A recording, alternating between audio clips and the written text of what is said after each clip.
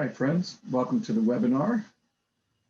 This is the second day of a series of homecoming webinars that's designed to highlight some departments, some of the rock stars, some of the great activities, discoveries, some of the best of SciTech for those of you that would like to have an update or don't know much at all. So we are definitely taking this week to celebrate SciTech. So you found our website or our webpage. Do go back to that because it is an emerging document. So we may have a few more departments that are added through to the week. And please join us for any of those. Today, we're featuring a department that really needs some featuring for a science and technology campus. There's probably not a hotter item than the Institute for Biohealth Innovation with regard to discovery and things that are really happening. So I'm going to pass you over to Amy Adams. Thank you so much. Thank you for the invitation to present today about the Institute for Biohealth Innovation and the great things that my colleagues are doing at George Mason University. I thought I'd take just a second to introduce myself. My name is Amy Adams. I'm the Executive Director of the Institute for Biohealth Innovation. And so if we have any students here, potential George Mason students, enrolled George Mason students or alumni, et cetera, I thought I'd just very quickly step through my journey. So I graduated from a very small hometown with a lot of hometown pride. And I mention this because I think you'll see how this really is interwoven into the position I have today and why I find it so invigorating.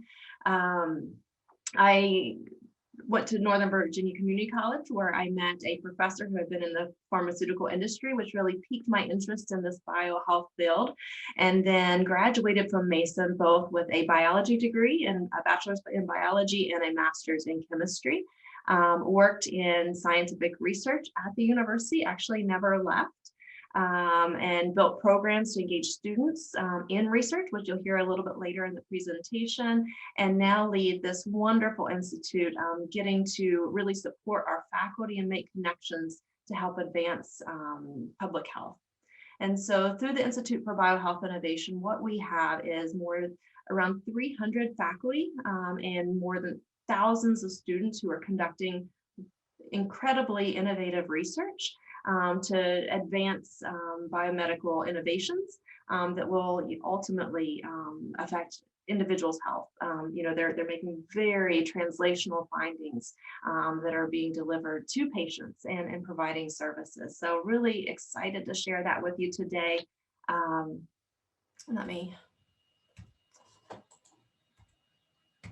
There we go.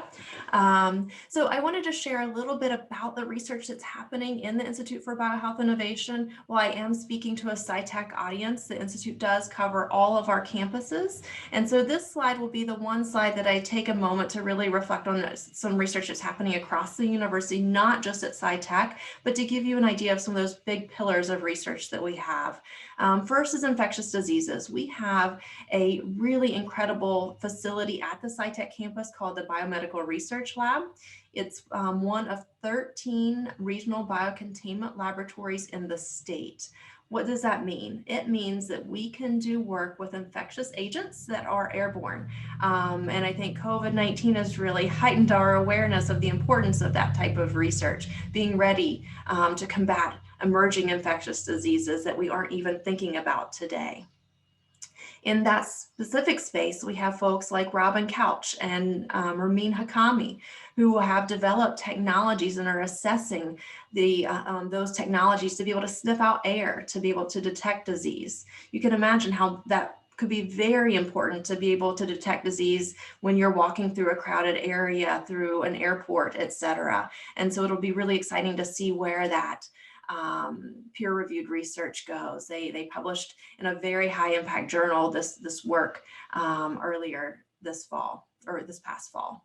We also have folks working in injury and performance. And so one of the teams, Dr. Siddhartha Sikdar's team, they're working on ultrasound guided prosthetics to be able to have more dexterity with the prosthetics as individuals use them. We also have Nelson Cortez, who's working in our Smart Lab on our SciTech campus with individuals' gait, watching how their walking mechanics might inform and prevent the progression of osteoarthritis.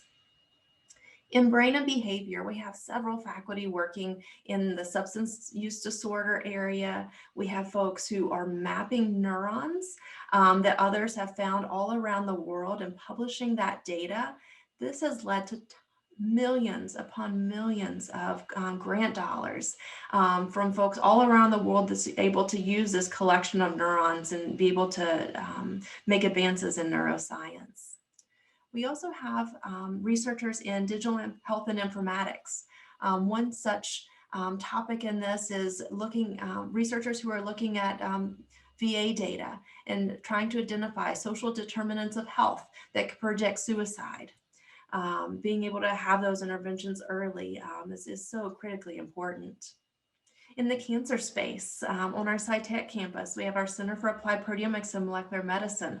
They are working in individualized cancer therapy, actually using the technologies that they have developed to predict what specific type of treatment a woman with metastatic breast cancer should get based on her individual makeup of her body and the proteins in her cells. In the cardiovascular space, we have Juan Sobral, who's using molecular modeling to be able to look at aneurysms. And that research is actually using to predict what type of therapy and medical devices to use for those patients. In reproductive and family health, we have folks like the folks in our College of Health and Human Services. They're working, looking at environmental contaminants and endocrine disrupting chemicals that could affect pregnancy and reproductive health. We also have folks in our community working with kids in childhood obesity. And then in policy and economics, this really threads all of these different areas, but thinking about the opioid epidemic, and then also the health equity and access to care. So this is just a flavor. Again, I mentioned we have 300 faculty working in these areas. So I just wanted to give you a few examples of the cutting edge research that our researchers are conducting. Now I want to take you through a few specific types of research that's happening just to give you a flavor for that. Again, there's so many more examples I could share, but I did want to shed light on a few. First on the left, Dr. Lance Leota and the Center for Applied Proteomics and Molecular Medicine is one example of how we're hitting COVID head on. He and his team, Dr. Espina, Dr. Lucchini, and others, they have developed a saliva-based diagnostic test for COVID-19 and have received emergency use authorization from the FDA. They're actually using that at Mason for our surveillance testing to make sure that we can bring our faculty and students back to campus safe. Their work in this field, along with our public health professionals at the university, have done an amazing job in the fall and really are increasing their efforts this spring to be able to make sure that we do not have those transmissions of COVID-19 on campus, and trying to prevent it in any way we can. They have also developed an antibody-based test which they're currently evaluating. The beauty of this would be you get a vaccine. Did it work? And so being able to use this type of diagnostic to understand if you're immune to COVID-19 is really important. On the right side of the screen, I wanted to give an example also of how we're partnering with industry to test their therapeutics and vaccines and really help those advance towards the clinic. And so Arthi Narayanan is an excellent example of that in our National Center for Biodefense and Infectious Diseases. I was able to pull these 3 press releases and news articles for the work that she's done Again, just another opportunity to partner with industry. And so with her work with Innovation Pharmaceuticals, their treatment, which she helped to test in COVID-19 virus infected cells, that just received FDA clearance for a fast track designation to be able to provide that to patients. So really, really exciting work. She's also worked to help bring new vaccines forward that companies have developed, and worked on a collaboration with Costa Rica, looking at horse antibodies and being able to provide an inexpensive treatment for COVID-19 therapy. Really excited to see where that treatment will go as well. If you have been watching the news, it's not just about viruses. There's also a huge threat about multi-resistant bacteria, and there's a definite need to be able to identify therapeutics that will be able to have in that new pipeline to combat these diseases. And so I want to describe the work of Barney Bishop and Monique Van Hook, both in the College of Science. They worked with Komodo dragons. So they collected the blood from Komodo dragons. If you're aware of these, the saliva is truly very toxic, and they've also worked with crocodiles in very murky waters where they lose limbs, but they don't succumb to infection. And why is that? It's because they have these things called cationic antimicrobial peptides, which protect them. And so they've created, Dr. Bishop has created a nanoparticle technology to trap those, and then using the BRL and the expertise that Dr. Van Hook has, they've been able to test those on different diseases, and found one peptide in particular that's worked for multiple multi-resistant bacteria, Dragon 1. They also published this year a new Dragon 6 peptide that has seems to have very good effect on a multi-resistant bacteria that causes aggressive forms of pneumonia. This year has definitely, with COVID-19, shed light on the importance of platform technologies. And what do I mean by that? What I mean is we need to be nimble in science to have technologies that, as new diseases emerge, we need to be able to rapidly respond to those. And so Dr. Remy Veneziano, pictured here, is an excellent example of that. He develops a new vaccine platform technology called DNA origami. And he and Dr. Narayan have actually received DoD funding to look at a emerging infectious disease, Venezuelan equine encephalitis virus, and really looking at other diseases that this technology can be used for. Additionally, in the bioengineering department, which is home to Dr. Veneziano, we have Dr. Mike Bushman looking at vaccine delivery systems and doing some very impressive work there. I'm telling you, Mason has such incredibly rich research happening every day. Now, moving a little bit from infectious diseases, I wanted to talk about the work of Dr. Shane Caswell in the College of Education and Human Development, and Dr. Chip Petricoin in the College of Science. Dr. Caswell's team is embedded in the communities. He has athletic trainers working with our local middle school students. They have collected saliva at the beginning of team seasons. Of course, that looked very different before 2020, and then collected saliva at any point during the season where the students playing, hard-hitting sports received any type of head injury, even if it did not look like a concussion. And so through their work in this tremendous biobank that they've collected, they've been able to identify 10 different proteins, so 10 different molecules that were novel between kids with concussions versus kids that were completely healthy.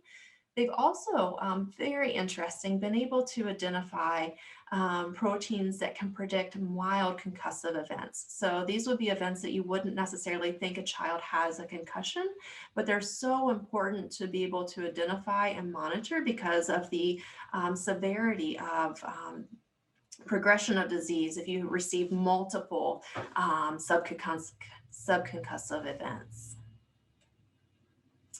Another service and research happening in the community is that provided by our Mason MAP clinics. So Dr. Carolyn Sutter and Rebecca Sutter from the College of Health and Human Services, they have a clinic in Manassas. This is a bridge care model where they're also training their nursing students. Dr. Sutter's, they're both nurse practitioners, and through these MAP clinics, they are serving the uninsured, immigrant and refugee populations, and we're the first in the Prince William County regions to be able to provide that COVID-19 free diagnostic testing in the spring. As a matter of fact, because they are helping to provide care for some of the most vulnerable populations. In June, they had completed 600 tests with an 81% positivity rate. With now the vaccine rollout through their clinic, they're also providing vaccinations to these vulnerable populations as well. So really proud of the work that they're doing. And I know the community appreciates it as well. In thinking about breast cancer, I want to talk about the work of Dr. Ginny Espina and Dr. Ruben Magni from the Center for Applied Proteomics and Molecular Medicine. Women with suspicious mammograms, can we prevent them from having surgery? An unnecessary surgery. And so what they're doing is they partnered with Centara, a local health clinic. They've collected blood and serum, as well as plasma and saliva from patients who received these suspicious mammograms, and then analyzed the biopsy that was performed. And through this, they were able to use mass spectrometry to identify and look for biomarkers that could predict a cancerous lesion, and those that would let you know, no, this is benign and nothing else needs to be done. All right. This is, I hope, giving you a flavor of the really impactful research that's being done at Mason. And I just want to switch gears slightly to talk about our community and really ways in which you can engage. A lot of the work I mentioned today and the purpose of today's presentation is to talk about Mason's SciTech campus. Again, lots of biomedical and health research conducted by mechanical engineers, bioengineers, scientists, from biology and chemistry and many other areas. We also have, and adjacent to us, Prince William County Economic Development has made a huge investment in the life sciences. In 2012, if I remember correctly, they stood up the Prince William Science Accelerator, which provided 10,000 square feet of commercial wet lab space for George Mason spinouts, as well as other companies looking to grow early stage companies. This year, they announced also last year they announced the Northern Virginia Bioscience Center, which will add another 30,000 square feet of commercial wet lab space adjacent to SciTech campus. That's expected to open in January 2022. And on the bottom of the screen just shows right here in Innovation Park in Manassas what that life science ecosystem looks like. And this is not complete, which is really, really exciting. I have here Series Nanosciences. I do want to mention that they licensed technology from George Mason University, the nanoparticle technology that was developed by our scientists. And they were a recipient of a large NIH grant to increase particle manufacturing so that their nanoparticles can go into devices for improved diagnostics. And so really exciting work there.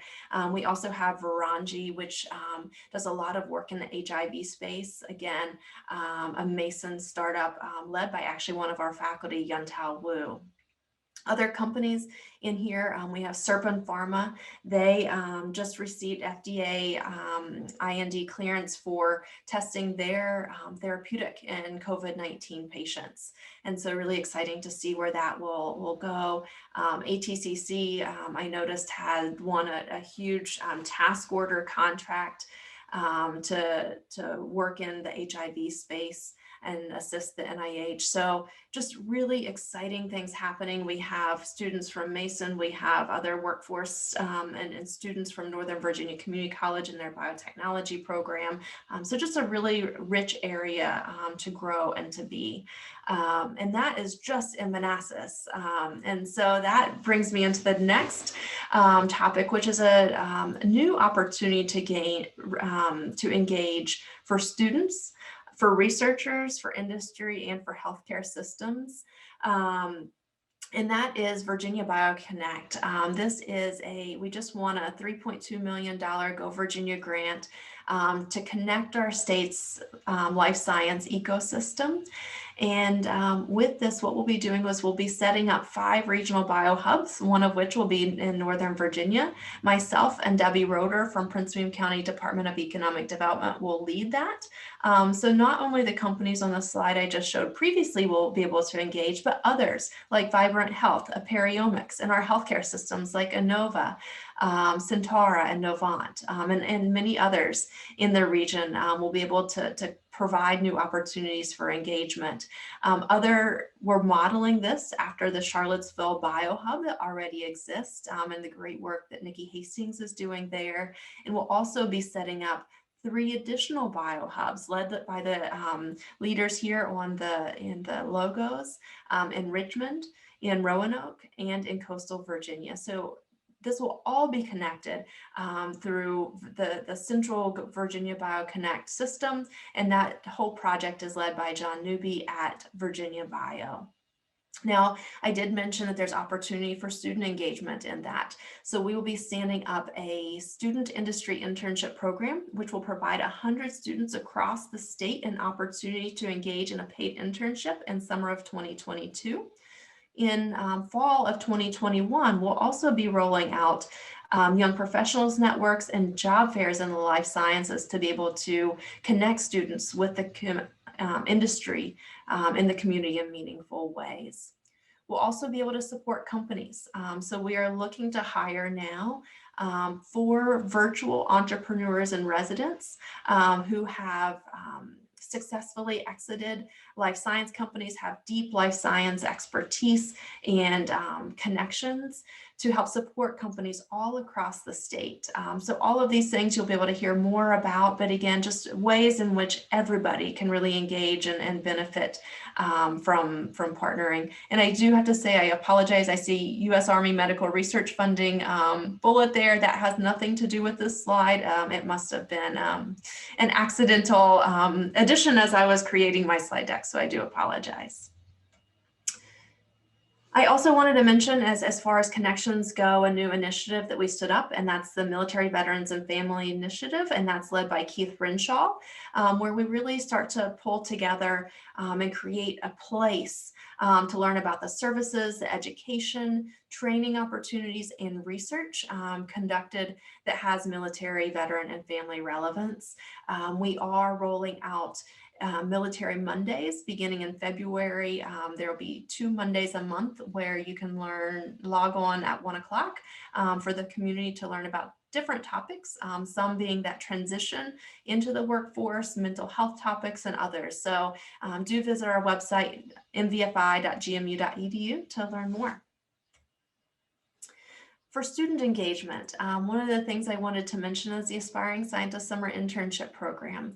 And this is a really great opportunity for high school and undergraduate students to conduct real-world research during the summer.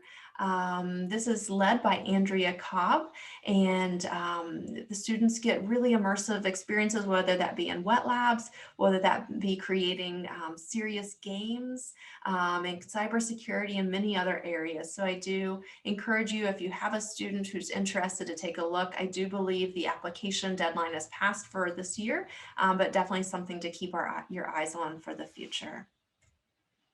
All right, well, that concludes my presentation. And if you would like to stay updated with things that are happening in the biohealth space, please do follow us on Twitter at Mason Biohealth.